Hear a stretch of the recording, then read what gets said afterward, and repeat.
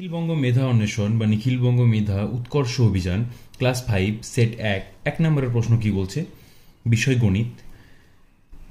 5, 3, 4, 3 5343 সংখ্যা দুটি তিনের স্থানীয় মানের পার্থক্য হল তিনের স্থানীয় মানের পার্থক্য একক, দশক, শতক, হাজার। প্রথম তিনের স্থানীয় মান কত? তিনের পরে কটা ঘর আছে? দুটো ঘর, মানে তিনের পরে দুটো শূন্য। এখানে তিনের পর কিচ্ছু নেই, মানে হচ্ছে শুধু তিন। তাহলে কত হচ্ছে? এটা 297 হচ্ছে উত্তর। 2 নম্বরে কি বলছে? 5/7 এর সমতুল্য ভগ্নাংশ। সমতুল্য কখন হয়? যখন তুলনামূলকভাবে তারা সমান হয়। তো সমান তুলনামূলক কিভাবে হবে? এটা করার জন্য আমাদের কি করতে হয়? আমাদের একই সংখ্যা দিয়ে উপরে হয় ভাগ করতে হয়, নয় গুণ করতে হয়। ঠিক আছে, এইখানে দেখি কি ধরনের অপশন আছে। আচ্ছা, 5 × 7 না, আলাদা আলাদা সংখ্যা দিয়ে গুণ হয়েছে, এটা হবে একই। 5×2/7×2, তাহলে 10/14। ঠিক আছে, এটা হচ্ছে আমাদের সমতুল্য ভগ্নাংশ, 5-এর সাথে সমতুল্য ভগ্নাংশ। 3 নম্বরে কি বলছে? এ বি রেখাংশকে লেখা হয় এ বি, এটা হচ্ছে রেখাংশ। ঠিক আছে, এটা হচ্ছে এ বি রশ্মি। ঠিক আছে, এটা হচ্ছে এ বি রশ্মি।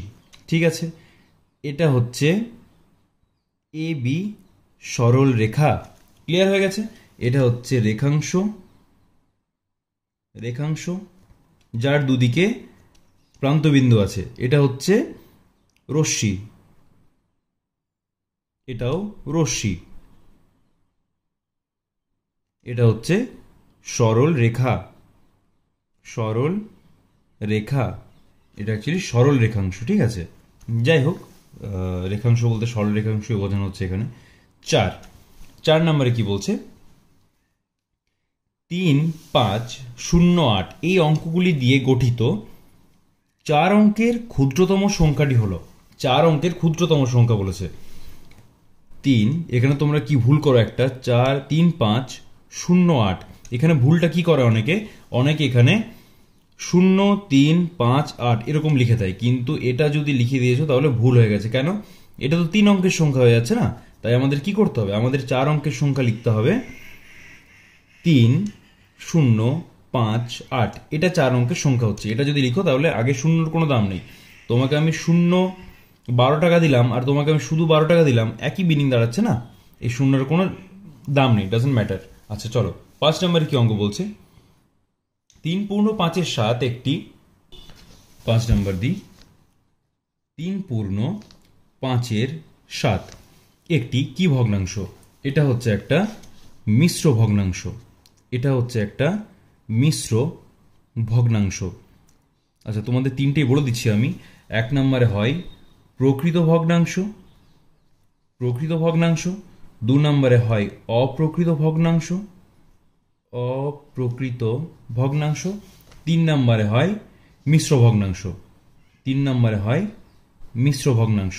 আচ্ছা, মিশ্র ভগ্নাংশ তো আমরা অলরেডি এখানে দেখিয়ে দিয়েছি, এ তো মিশ্র ভগ্নাংশ হয়ে গেছে। এটা হয় মিশ্র ভগ্নাংশ হয় সবসময় পূর্ণ আকারে।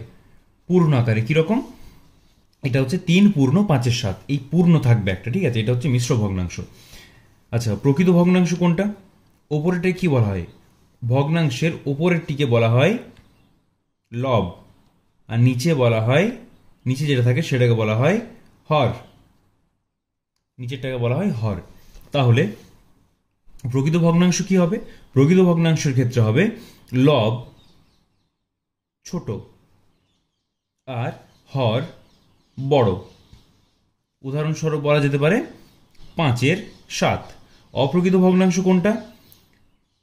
লব বড় আর হর ছোট, সেটা হচ্ছে আমাদের অপ্রকৃত ভগ্নাংশ। যেমন 7/5। মিশ্র ভগ্নাংশ কেমন? পূর্ণ আকারে থাকবে, যেমন 3/5। আশা করি বুঝতে পেরে গেছো, কনসেপ্ট ক্লিয়ার। চলো তারপরের প্রশ্ন দেখি কি বলছে। 6 নম্বরে ভাজক এত, ভাগফল 8, ভাগশেষ 6, ভাজ্য কত? আমাদের ফর্মুলা কি? আমরা তো ফর্মুলা জানি, ভাজ্য সমান ভাজক গুণিত ভাগফল যুক্ত ভাগশেষ। আগের বছর থেকে তোমরা করে আসছো, এটা আগের বছর তোমাদের করিয়েছিলাম, তাই না? তাহলে ভাজ্য আমাদের নির্ণয় করতে হবে। ভাজক কত বলেছে? ভাজক আমাদের দেওয়া আছে এখানে 13, ভাজক দিয়েছে আমাদের 13। আচ্ছা, গুণিত ভাগফল কত দেওয়া আছে? ভাগফল দেওয়া আছে 8, যুক্ত ভাগশেষ কত দেওয়া আছে? ভাগশেষ দেওয়া আছে 6। তাহলে বডমাস রুল অনুযায়ী আমরা কি করি? আগে গুণের কাজ হয়, ঠিক আছে? তো গুণের কাজ হবে, তো গুণের কাজ যদি করি কত হবে? 13 8 104 যুক্ত 6 সমান কত হচ্ছে? 110 হচ্ছে আমাদের উত্তর। 7 নম্বরে কি বলছে? গসাগু। 7 নম্বরে বলছে গসাগু কথাটির পূর্ণ রূপ। গরিষ্ঠ গুণনীয়ক, গরিষ্ঠ সাধারণ গুণনীয়ক, গুণনীয়ক, এটা হচ্ছে গসাগু, ঠিক আছে? আর লসাগুটা হচ্ছে লঘিষ্ঠ, এটাও লিখে দিই, যেটা খুশি আসতে পারে। লঘিষ্ঠ সাধারণ গুণিতক, গুণিতক, ঠিক আছে? এটা হচ্ছে লসাগু। চলো 8 নম্বরে কি বলছে? 8 নম্বরে বলছে 12 15 সাধারণ গুণিতকগুলি হলো 12 আর 15। এর সাধারণ গুণিতকগুলি কি কি? সাধারণ গুণিতক আছে, একটাই নির্ণয় করতে বলেছে। তাহলে 30 72 84 60, 12 গুণিত 4 সমান 60, 12 গুণিত 5 সমান 60, 12 গুণিত 5 সমান 60, 12 গুণিত 5 সমান 60, আর 15 গুণিত 4 সমান 60। তাহলে কত হচ্ছে? 60 হচ্ছে আমাদের সাধারণ গুণিতক। 9 নম্বরে কি বলছে দেখি? 25 36 39, 25 36 49 64। এর পরের সংখ্যাটি কি হবে? পরের সংখ্যাটি কি হবে? দেখো, আমি তোমাদের কি বলেছিলাম যে এগুলোর মধ্যে লিঙ্ক খুঁজবে, মিল খুঁজবে, অমিল খুঁজবে, যোগ বিয়োগ এনিহাও দুটোর মধ্যে সম্পর্ক নির্ণয় করার চেষ্টা করবে, ঠিক আছে? এটা কি হচ্ছে? এটা হচ্ছে 5-এর স্কোয়ার, মানে 5 5 25। এটা হচ্ছে 6-এর স্কোয়ার, মানে 6 6 36। এটা হচ্ছে 7-এর স্কোয়ার, 7 7 49। এটা হচ্ছে 8-এর স্কোয়ার, 8 8 64। এটা হবে 9-এর স্কোয়ার, 9 9 81। এটা হচ্ছে আমাদের উত্তর। তারপর অঙ্ক কি বলছে দেখি? 10 নম্বরে, এই তো খানিকক্ষণ আগেই তোমাদের এটা বললাম, বডমাস। বডমাস,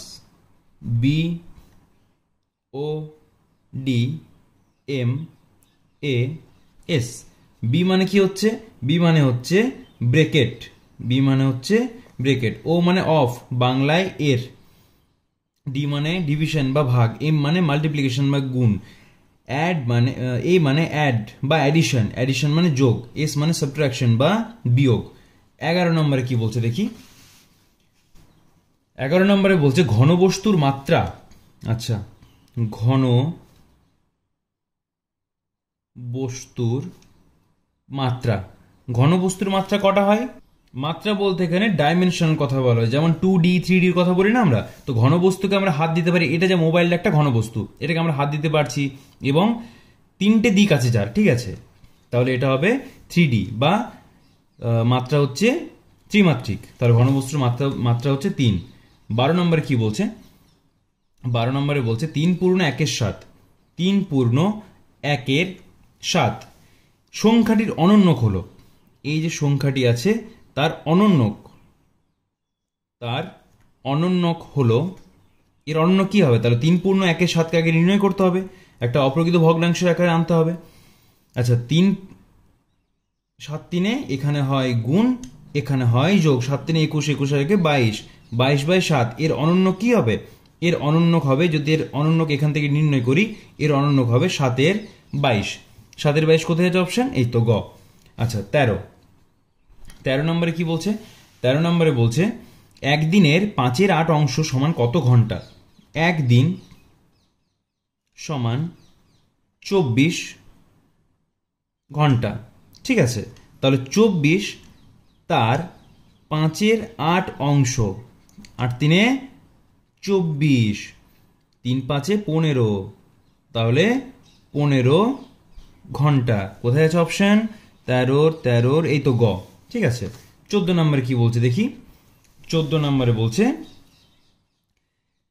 625-এর বর্গমূল হলো। এর বর্গমূল নির্ণয় করার ফর্মুলা কি বলেছিলাম তোমাদের? অ্যাকচুয়ালি আমি তোমাদের বলেছিলাম এটা মুখস্থ রাখতে। 9 থেকে 9 অবধি তো সবার নামটা এমনিতে মুখস্থ আছে।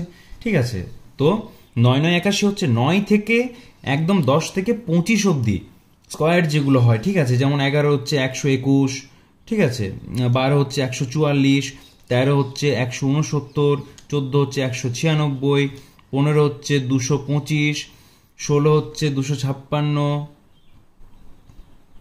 17 হচ্ছে 289, 18 হচ্ছে 324, এই ধরনের একদম করে করে তোমাদের যেতে বলেছিলাম। ঠিক আছে, 361, তারপর কত করলাম 19, 20 হচ্ছে 400, তারপর 21 হচ্ছে 441, 484, 22 হচ্ছে 484, ঠিক আছে, 23 হচ্ছে 529, 24 সেটা তোমরা কমেন্ট করে জানাবে। ঠিক আছে, আর 25 তো 625 আমি বলে দিলাম। ঠিক আছে, এটা তোমরা কমেন্ট করে জানাবে এখানে 24-এর স্কোয়ার কত, 24-এর স্কোয়ার কত। ঠিক আছে, আচ্ছা 625 যদি কেউ জানো না তাহলে সেটা কিভাবে নির্ণয় করবে সেটাও দেখিয়ে দিচ্ছি। প্রথমে কি হবে 5 দিয়ে, তাহলে 5-এ কত হচ্ছে 5 1 5, 12, 5 2 10, 5 5 25। ঠিক আছে, আবার 5 দিয়ে কত হচ্ছে 25, আবার 5 দিয়ে 5, তাহলে দুটোর জন্য কটা হচ্ছে 5 গুণিত 5 গুণিত 5 গুণিত 5 গুণিত 5 গুণিত 5, 4টে 5 পেয়েছি আমরা। ঠিক আছে, এই দুটো 5 থেকে আমরা একটা 5 নেব, প্রতি দুটো থেকে আমরা একটা নেব, তাহলে এখান থেকে আসছে 5 মাঝে গুণ, আবার এখান থেকে আসছে 5, তাহলে 5 5 কত হচ্ছে 25। দেখো 25 স্কোয়ার হচ্ছে 625। ঠিক আছে, তারপরের অঙ্ক কি বলছে? আচ্ছা 15 নম্বরে বলছে 7 4 2 7 6 এত দিন সমান কত বছর কত মাস কত দিন। আচ্ছা একটু এদিক করে লিখলে সুবিধা হতো। দেখো 365 দিয়ে আমাদের ভাগ করতে হবে। 365, 365 একে 365, 365 দিয়ে হচ্ছে 730, তাহলে 2 হবে 730।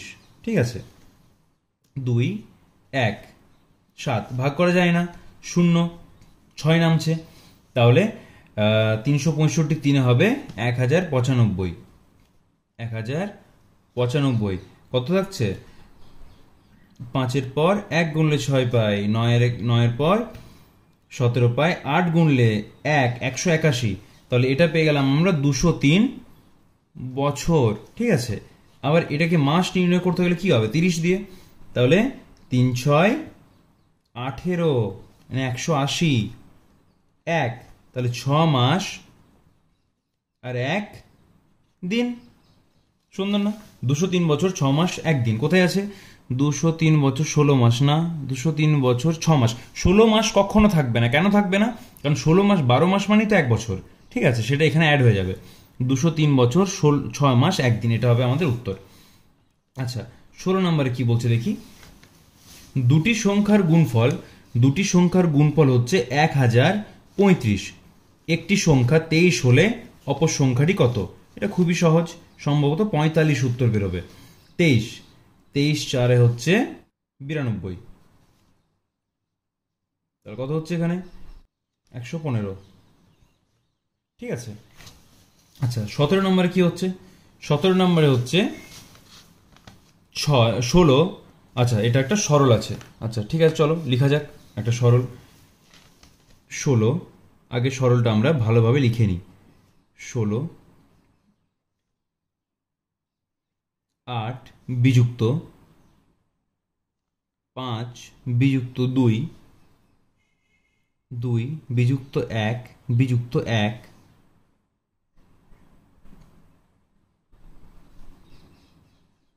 আচ্ছা, কি বলেছে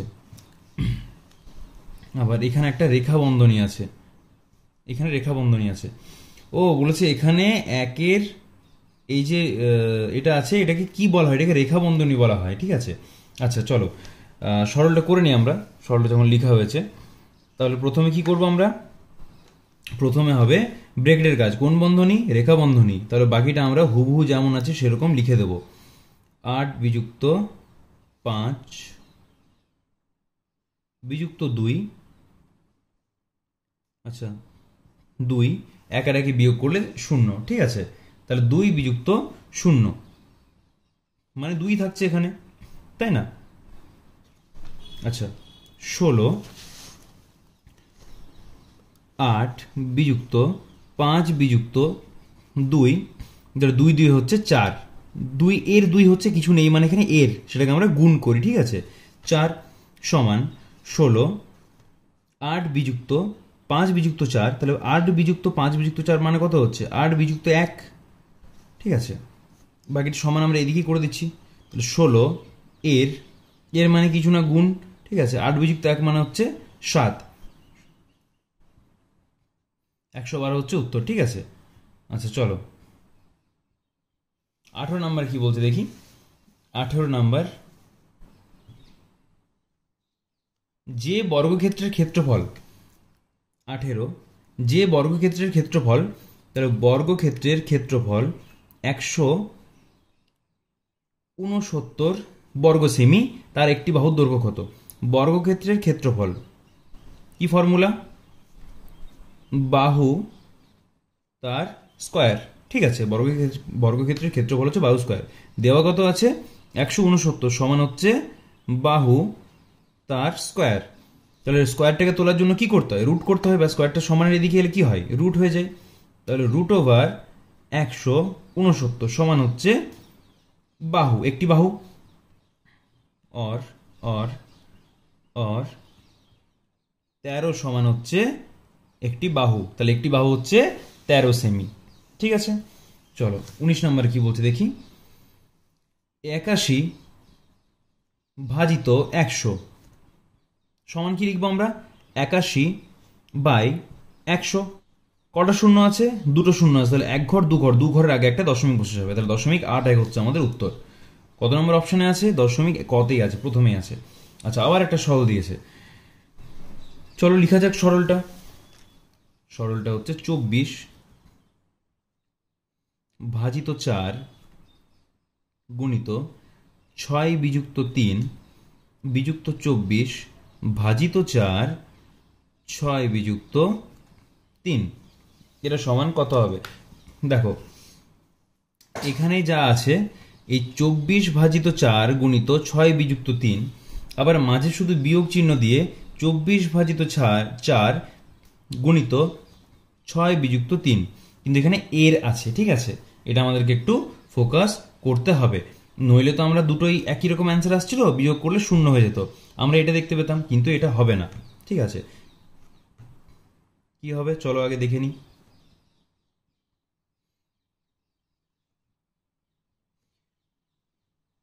bracket of division, multiplication, addition, subtraction, এটা মনে রাখবে, এটা হচ্ছে ব্রেকেট, ঠিক আছে। এখানে প্রথম বন্ধনী আছে, অফ মানে এর, এর মানে হচ্ছে কিচ্ছু নেই যেখানে, ঠিক আছে, যেখানে ব্ল্যাঙ্ক থাকে, এটা যেমন এর আছে। ডিভিশন মানে ভাগ, তাহলে এখানে কি এর আছে, নেই। তারপরে হয় গুণ, তাহলে গুণের কাজ আগে হবে না এর কাজ আগে হবে, অবশ্যই এর কাজ আগে হবে, কিন্তু তার আগে ব্রেকেটের কাজ হবে। তাহলে কি আসছে 24 ভাজিত 4 গুণিত 6 বিযুক্ত 3 কত হচ্ছে 3 বিযুক্ত 24 ভাজিত 4 6 বিযুক্ত 3 কত হচ্ছে এর 3, তাহলে এই গুণটা আঁকা হবে, কিন্তু এখানে ভাগটা আঁকা হবে, বুঝতে পেরেছো। এর মানে কিছু নেই, এই গুণটা আমরা নিজের থেকে বসাচ্ছি, ঠিক আছে। পাশাপাশি বসলে 43 হয়ে যেত সেই জন্য, বা তোমরা এরকমও রাখতে পারো ব্র্যাকেটের মধ্যে, ঠিক আছে। 24 ভাজিত 4 করলে কত হচ্ছে 6 গুণিত 3 বিযুক্ত 24 ভাজিত 24 ভাজিত 4 গুণিত 3 কত হচ্ছে, 4 3 12 সমান 3 6 18 বিযুক্ত 24কে 12 দিয়ে ভাগ করলে কত হচ্ছে 2। তাহলে উত্তর আমরা কত পাচ্ছি, উত্তর আমরা পাচ্ছি এখানে 16। দেখো ক্ষয় কিন্তু 16 অ্যান্সার আছে। তাহলে সেট 1 আমাদের কমপ্লিট হয়ে গেল। ঠিক আছে, সেট 2 কালকে আসবে, ওটার জন্য অপেক্ষা করো। আর এর ছাড়াও আমার চ্যানেলে অনেক অঙ্কর ভিডিও দেওয়া আছে, সেগুলো তোমরা চেক করতে পারো, যেগুলো শুধুমাত্র মেধা অন্বেষণের উপরই বেস করে।